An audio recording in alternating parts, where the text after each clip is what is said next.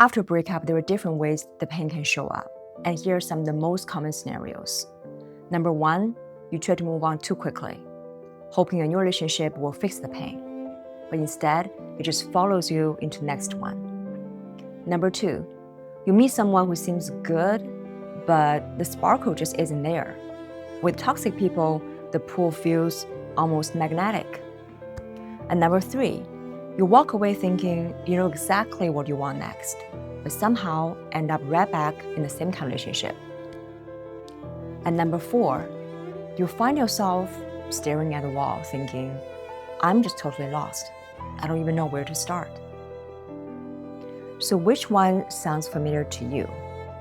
For me, I was number three. I thought I knew better, but it ended up right back at square one. Then I became number four, lost and hopeless, not knowing where to even start. And honestly, I was terrified it would all happen again. If you can relate to any of these, stay with me, because in this video, I'm going to show you the number one thing you must do after a breakup, the 5 actionable steps behind it, and the biggest mistake you need to avoid if you don't want to stay stuck in the same cycle. So, let's get into it. The number one thing you must do after breakup isn't rushing into dating again, staying busy to distract yourself, or pretending you're fine. The number one thing is this: heal yourself first. I know what you're thinking. Yeah, I know that. Everyone talks about healing, but where do I even start? And you're right. It's much easier said than done. But just so you know, since you're watching this right now, you already started. You've taken the first step because you are looking for answers instead of running away from the pain. So how do you actually do it? That's exactly where my framework, REACH, R-E-A-C-H, comes in. Think of it as a way to reach back to who you truly are and forward into the life you really want. Let's talk about the REACH framework. Step 1, the R. R is for reconnect. Reconnect with yourself. After a breakup, you often lose sight of who you are. And in many cases, we develop these codependent patterns where our entire purpose becomes pleasing and serving someone else. And that means you've been ignoring yourself for so long that when the relationship ends, you don't even know who you are anymore. And that's why the first step is to reconnect with yourself, because healing begins within. And here are 10 powerful self-reflection questions to start. Number 1, what part of myself did I lose in my relationship?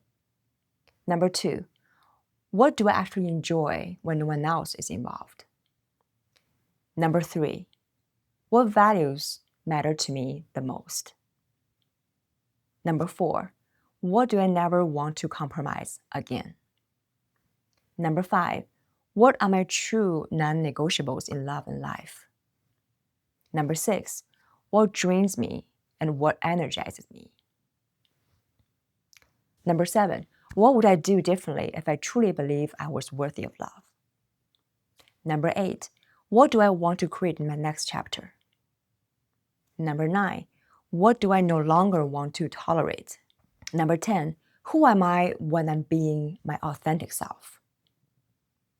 Journaling on these questions can feel uncomfortable at first, and that's okay. Reconnecting with yourself is the foundation of real healing. So which of those questions do you feel called to answer first? Just let me know in the comments. So step 2, the E. E is for explore. Explore your identity. Once you reconnect with yourself emotionally, the next step is to take action. Do something new, something exciting, something you always wish you had the freedom to do. Maybe you always wanted to cut your hair short, but your ex said no. So you kept that way. And now it's your choice. Or maybe you always wanted to travel, paint, join a dance class, or start your own project or your own business. Or you could try something that you never thought you would be interested in. It doesn't hurt to try it, and you might find your new hobby or your new passion. This exploration part will empower you. You will rediscover pieces of yourself you didn't even know you had or thought you had lost. Because when you try new things, You don't just stay busy. You discover what you want and what you don't want. You start living for you. Exploring gives you the power to say, I'm not defined by my past. I am creating the life I want now. You owe yourself that chance, and you might be surprised who you discover in the process. I'd love to hear what's one thing you have always wanted to do but kept putting off. Share that in the comments. You might inspire someone else to finally take that step too. Now, step 3, the A. A is for allow. Allow yourself to heal. Healing takes time, and you can't rush it. A big mistake people make is trying to fast forward through the pain. But pain that's being ignored will become the pain that follows you into the next chapter. So allow yourself the space to grieve, process, and reset. Healing isn't linear. Some days you'll feel strong, and some days you'll feel like you've gone backwards, and that's normal. Instead of fighting it, reminding yourself this is part of the process.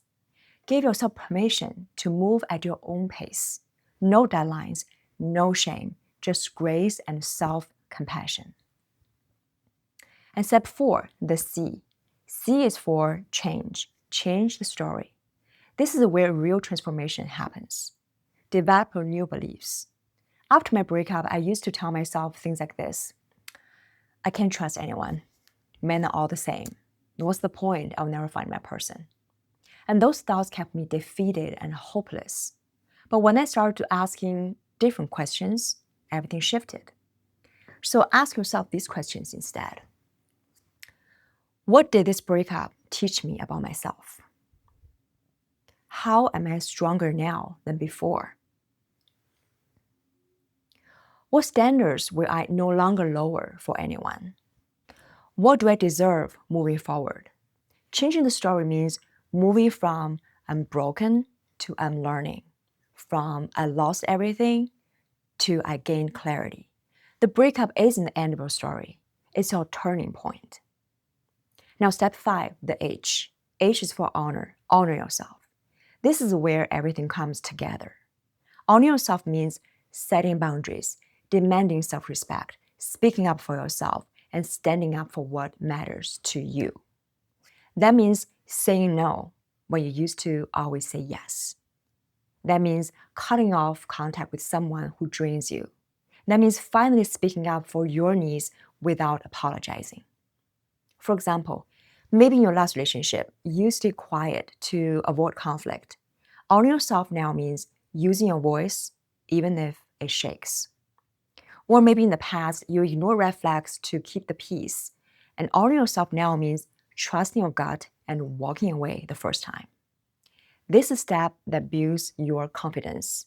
It's how you prove to yourself, I matter, my needs matter, and my voice matters. When you honor yourself, you build a foundation where love has to rise to meet your standard, not the other way around. And before we close, here is the biggest mistake to avoid after a breakup. Don't rush into a new relationship too soon. Because until you heal, you repeat the same patterns, attract the same kind of partners, and end up in the same pain.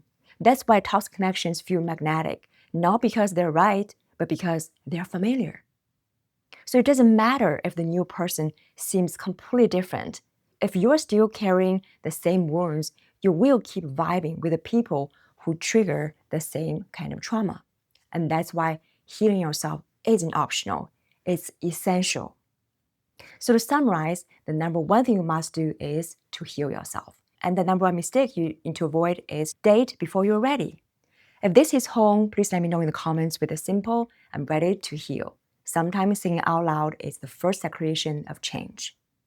If you find this video helpful, you might want to check out my other video where I review the mystery of why we keep attracting the same kind of people over and over again and how to break the cycle.